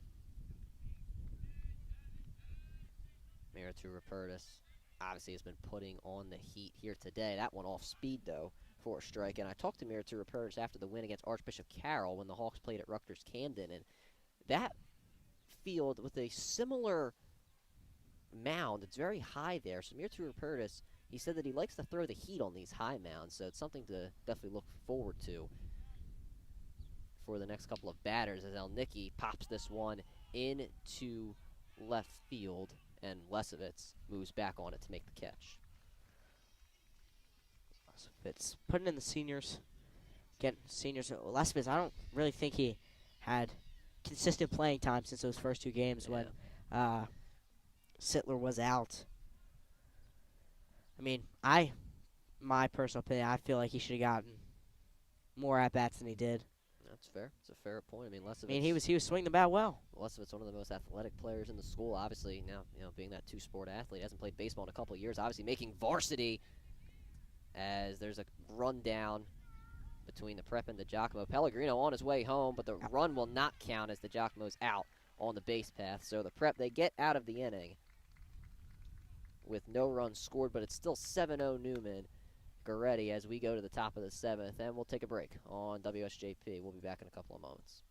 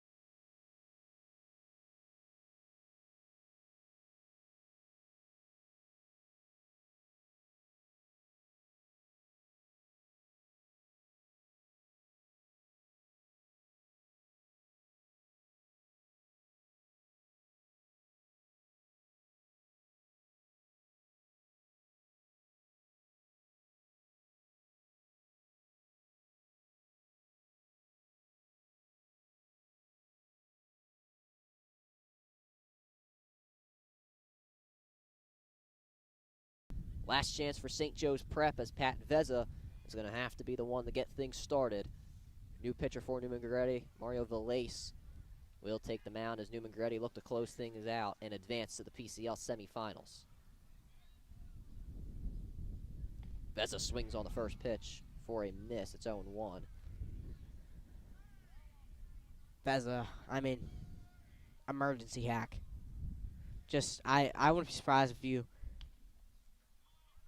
Oh, that was ended my statement as soon as it started. I was gonna say, I'd be surprised if you see Prep take anything. Yeah, you got to be smart at the plate nonetheless. And Veza hits that one too short, and it gets by for a hit. Let's get something going. And that's what you needed if you are St. Joe's Prep. You need anything down 7. Not gotten many runners, or I don't think anybody's touched third today for St. Joe's Prep, as Danny Matthews will hit for George Van Deen. Veza, that was possibly his last at-bat. David Locker. In baseball. Oh, yeah, Locker did get the hit. You are right. I forgot about that. Matthews fouls that one off. And Matthews, another one, not committed for baseball, going to, I think it's the University of Tampa, if I'm not mistaken. Yes. Yeah, so obviously Veza and Matthews possibly be their last at-bats Maybe ever. playing baseball, yeah. So, but they've been so great for this team, especially, Patty and Danny. Danny got in the back half of last season, kind of in a lesser role, the 9-hole hitter slot. They kind of used him in more of a decoy, try to advance guys. But then this year came out and was just playing absolutely incredible on the mound and also hitting the ball at a very efficient level as well. And Veza been starting for the last few years and just been so consistent for St. Joe's Prep. As Matthews takes that one for a ball. That one goes past DiVendito. Throw down to second, not in time, as Pat Veza gets on second on the pass ball. Yeah, that was honestly a awful jump by Veza, but a great surprise he got there. Yeah. Like, honestly, it was an awful jump. Yeah. Great slide, too. Yeah, throw obviously was a bit longer for DiMaggio as he had to just pick it up and get rid of it pretty much on the fence. So now runner in scoring position for St. Joe's Prep as Matthews fouls that one off. And goes right back to the mound to Valais. How about that? Wow. I got everything just bouncing in favor of the Saints. Get it? Bouncing in the favor. It went off the thing near the mound. I actually didn't get that one. Oh, come on. All right, somebody I got did not that at catch home. that reference. Somebody got that at home. And I don't care what anybody says. Somebody got that at home. I'm just not funny. 1-2. That one in the dirt. It's now 2-2 to Danny Matthews. No outs in the inning. Obviously, as I mentioned, runner scoring position for St. Joe's Prep. Valais taking his time on the mound. Pat Vezza dancing around over at second. That one in the dirt, full count. Matthews tells Vezza to hold it at second base. So the Prep looking to get 2 on with no outs. You know, one thing I from a spotter earlier game, one thing I saw was that he was going quick. Now we're just waiting on the mound, waiting for everybody to get set. Ball 4, take your base, Danny Matthews. So the Hawks, they get those 2 runners on with no outs as Will Lesovitz will come to the plate. And the umpire, Ow. I'm not 100% sure. I think they're maybe saying there was a time called. I'm not. I think they might have said there was some sort of time call. That was bizarre. So it's once again a full count. Yeah, I'm confused. That was, very I'm 100% confusing. confused. I guess there was time called. It's the only thing I could see. Or it actually was a balk because Vezza moved over to third, so a balk called on Valais, and Matthews gets on base nonetheless. Okay, good. Runners on the corners now. I guess it was good confusion. Yeah. Lesovitz has done a lot this year, hitting it up the middle, getting RBIs. I want to see a run from the Prep today. I want a run. That might. Oh, I don't think that'll do it for Valais, as obviously Neumann-Goretti with a big lead, but they're going to have a mound visit. And you'd just love to see the Hawks get a run here and just try to get something, even if this is the last inning of the year. Yeah, that's what I mean. I just want to see a run. I want to see a run across the plate. And best that would be one of these seniors. Yeah, you would hope so. Lesovitz obviously up with runners on the corners, so Valais, they will keep him in there, but obviously they're going to keep him on a bit of a watch here, as they do not want to give up anything that would cost Neumann-Goretti this big lead.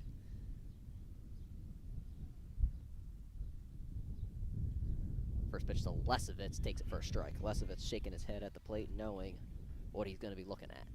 Like I said, Lesovitz, first at bat in almost a month. Yeah. Last at bat was, I believe, Bonner. I couldn't tell you. I don't All right. remember. Matthews going to steal as this one is hit high and deep to right center field. Elnicki makes the catch. That will score a run from third, that being Vezza. St. Joe's Prep, they get a run. Thank goodness. Thank goodness. You know, it's too little too late, but honestly, at least it's something. So next will be George Van Deen. So 1 out. Matthews on first. First pitch to Van Deen, way outside, 1-0. I'm going to go back to that swing from Lesovitz. That's exactly why he's one of these, should have been one of the main player in this offense all year. They platoon him with Sittler a little bit at shortstop, but Yeah, I mean, there was a lot of things you could say, as it's, I guess you don't want to say nearing the end. I mean, there's a lot of things, what if this, what if that, but if. yeah, it's just all that going around. Matthews going to steal as this one is going to be hit down the first base line. Fair. Matthews, he is going to third. It looks like he will score. He will. This one goes into the bushes. Elnicki going to have to pick it up nonetheless. Matthews will score. Van Deen on with an RBI triple. George Van Deen, what a swing right down the line. Only 1 out for the Prep. like I said, Ryan, let's get something going here in the 7th inning. Umpire's going to discuss it, but I can tell you with 1,000% confidence that was fair. Oh, yeah, no. Paul Best, WSJP. That was a fair ball. Great count work by Dominic Campanero. Getting all of that. All of it. Oh, yeah, Dom Camp, he is the man. He's hyped up right now. Maybe arguably the best camera. Okay, well, I'm just going to get on camera. Why don't we turn it around? Iannacone's up, Dom. Yeah, let's. Yeah. Runner on third for St. Joe's Prep, that being George Van Deen. First pitch to Iannacone in there for a strike. Iannacone has a hit first. Got a hit in the first inning. And the Hawks are going to need another one of those. As he hits this to third. That one fumbled at third base, and Iannacone will get on. I'll call that a hit. Yeah, you could take it anyway you want it there. As There's no official scorekeeper yeah, here, all right? that's true. That's true. Chris Grasso now up. Runners on the corners for St. Joe's Prep with one out.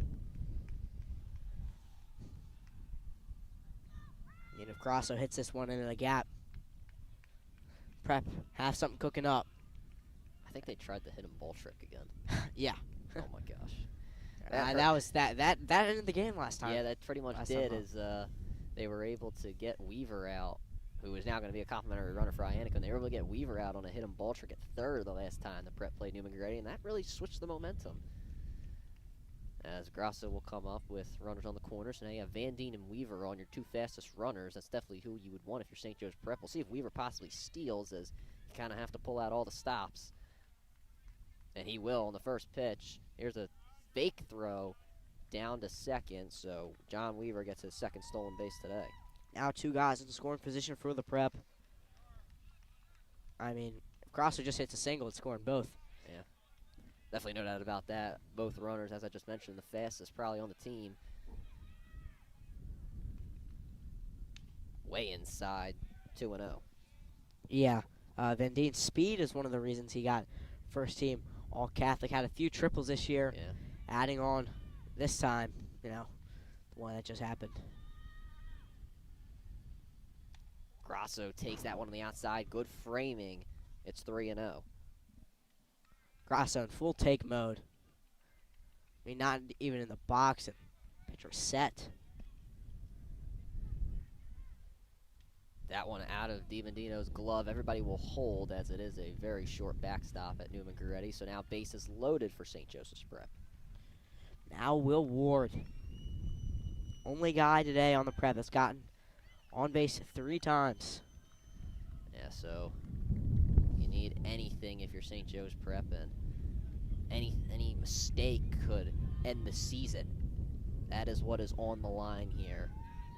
And it looks like that would have been Valle's last pitch, as they're going to go out to the mound and probably take him out. Neumann-Goretti obviously does not want this one to get out of hand. The Hawks with 2 runs and now bases loaded. And yeah, that will do it for Valle. So he gives up 2 runs. His other 3 earned runs are on base. So Neumann-Goretti, they'll make a change. It'll be Van Noor coming in from center field. And we probably expected Van Noor to close for La Spada, but they could have wanted to save him for their possible next game. That being against whoever. Yeah. Most likely against LaSalle on Monday. That should be a game to watch. That's going to be a great game to watch. If it happens. Hopefully it's on WSJP. If it happens. Well, I don't think it will be, because on Monday we have lacrosse versus Cardinal. If the Hawks win on Friday Against Lansdale Catholic. against Lansdale, they would play Cardinal O'Hara or Devon that next Monday. So yeah, well, Sam and I will be on the call for that game on Friday at Penn Park, 7 p.m. Love Penn Park. Yeah, it's a great place. One of the best venues. Same thing with Rutgers Camden. Everything's set up nice for us. It's great. So Van Noor will warm up, and we'll take a break for that on WSJP. We'll be back in a couple of moments.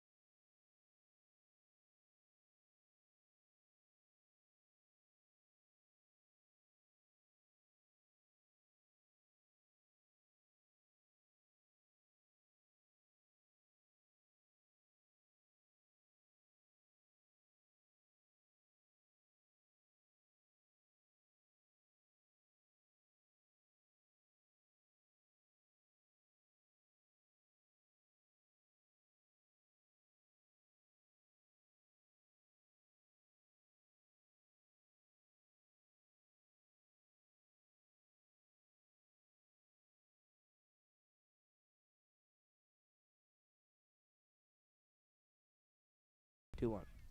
Will Ward now up. Steve Van Noor on the mound for Neumann-Goretti. First pitch to Ward up high, ball 1. Ward trying to work his 3rd walk of the game. Like I said, only prep player to get on base 3 times. Or he could increase the team batting average to over 300. Yeah, that would be nice. So it's Van Deen on 3rd, Weaver on 2nd, Grasso at 1st. 1-0 to Will Ward. Steve Van Noor looking to shut down St. Joe's Prep and end their season. That one in for a strike. Great framing behind the plate. Yeah, Van Noor already throwing way better than last man up for Neumann-Goretti. Yeah, Belace was the last guy up for the Saints. Just trying to find the name in my head, but It's all right. when it come out. It's all right. Ward fouls that one back on the off speed. It's now 1-2. You said earlier in the game that we haven't really seen a foul ball hit a car. Did that one hit a car? Yeah. Did it actually? Yeah, Okay. it did. I didn't even hear it. I wasn't paying attention. No, you can't hear it because it's Yeah. 1-2. Ward takes that one on the outside. Gutsy take from him. It's now 2-2. Ward just looking to rip this one in the outfield to score 2 Yeah, you need with the anything. speed on 3rd and 2nd. Van Noor looking to shut that down. He puts it low. Good framing. It's a full count. 3-2, bases loaded, 1 out. This is maybe the biggest moment of the game for Prep. High intensity moment for Will Ward. And Steve Van Noor. Outside, ball 4. This is a 1-hit game. And it's Mason Holmes to take the plate. So this is obviously a big moment for Mason Holmes in his young varsity career. Was a freshman on JV last year, and now as a sophomore on varsity, takes the first pitch for a ball, but now he looks to possibly drive in another run. So it's Ward on 1st, Grasso on 2nd, Weaver on 3rd.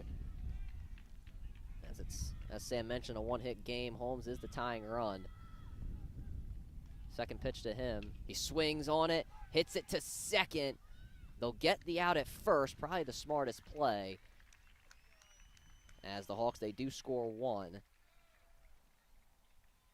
And they now have 2 outs in the inning, though. Hey, man. They go down fighting, Yeah. which is one of the things I like about this Prep team is that they don't go away, which is great. Yeah, Almond up, and let's see what he can do. Maybe put it in the outfield for a hit. Yeah, you just want anything. You need anything, and even getting on base in some way, shape, or form is going to help. That one in for a strike.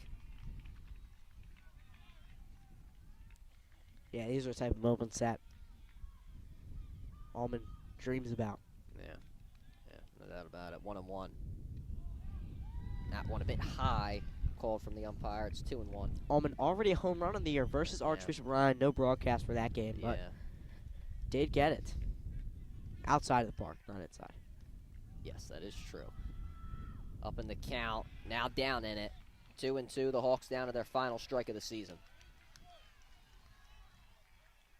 Steve Van Noor looking to save the possible comeback from St. Joe's Prep and advance Neumann-Goretti to next Monday in the PCL semifinals. This one hit to 3rd. Here's the throw to 1st. It's made, and Neumann-Goretti will advance to the PCL semifinals. I mean, what a game by Neumann-Goretti.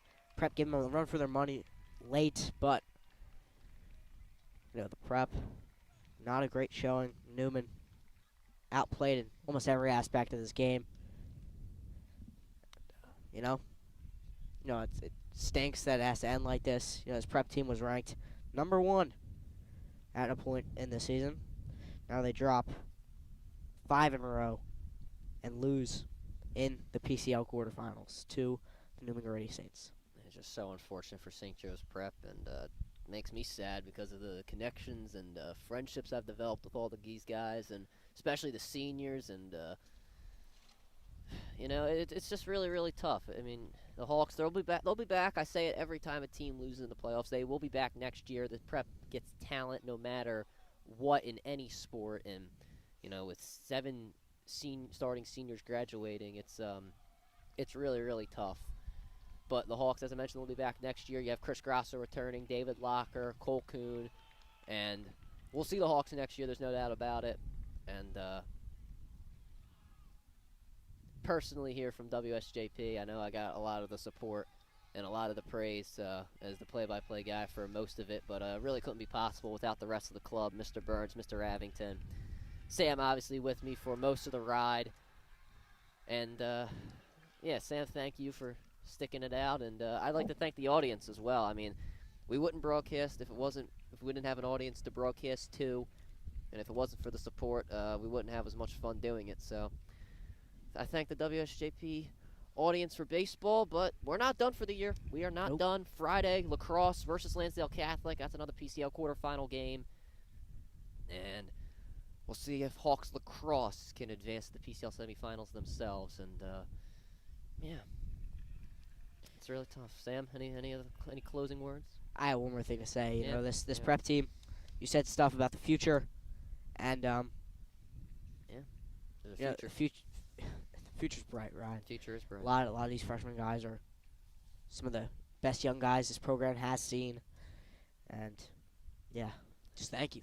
Well, for the last time this season, for the baseball season, from myself, Ryan Sullivan, my color analyst, Sam Salamone, our cameraman, Dom Campanaro, and our photographers, Cristiano Forcina and Andrew Zimmerman, we say thank you, have a good night, and go Prep.